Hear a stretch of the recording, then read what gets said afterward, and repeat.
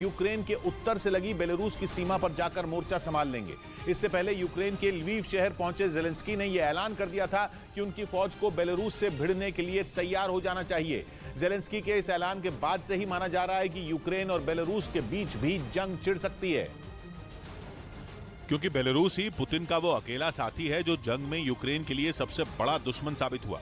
कहने को तो बेलारूस यूक्रेन का पड़ोसी है, लेकिन युद्ध में वो लगातार अपने पड़ोसी के लिए ही गड्ढा खोद रहा है और पुतिन के आगे लुकाशेंको ऐसे बिछ गए कि पूरा बेलारूस ही रूस के हथियार डिपो में बदल गया, जहां अब भी रूस से भर भर कर घातक हथियार और मिसाइलें पहुंच रही हैं। कहा जा रहा है कि एक बार फिर पुतिन ने बेलारूस की सीमा पर बेहद घातक हथियारों को तैनात कर दिया है, जिसके बाद यूक्रेन की राजधानी कीव पर फिर बड़ा खतरा मंडराने लगा है और इसकी वजह एक बार फिर बेलारूस ही बनने जा रहा है। इसीलिए ज़ेलेंस्की ने हुंकार भरी कि अब बेलारूस से ही दो हाथ करने का वक्त आ गया है और इसके लिए उन्होंने अपनी सेना को बेलारूस की सीमा पर पूरी तरह तैयार रहने के लिए कह दिया ताकि पुतिन की फौज को हमला करने से पहले ही रोका जा सके। इससे पहले कि रूसी सेना यूक्रेन की सीमा के अंदर घुसे, उसे बेलारूस बॉर्डर पर ही खत्म किया जा सके।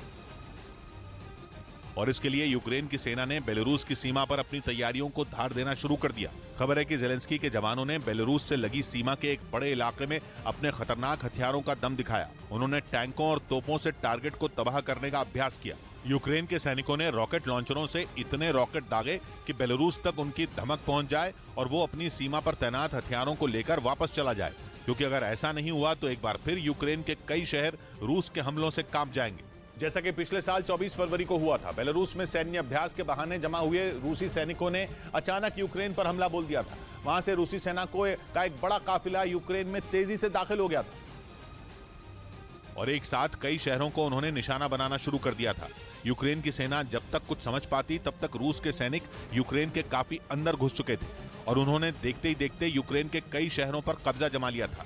रूसी सेना को हमला करने में आसानी इसलिए हुई थी क्योंकि बेलारूस यूक्रेन के साथ एक लंबी सीमा साझा करता है। बेलारूस से लगी यूक्रेन की सीमा यूक्रेन के पश्चिम में पोलैंड से शुरू होकर पूर्व में रूस तक पहुंचती है, जिसकी लंबाई 1000 किलोमीटर से भी ज्यादा है और वहां से हमला होने पर यूक्रेन के चेर्नोबिल, चर्निहिव, जतोमर और राजधानी कीव रूस की सेना के सीधे निशाने पर आ जाते हैं।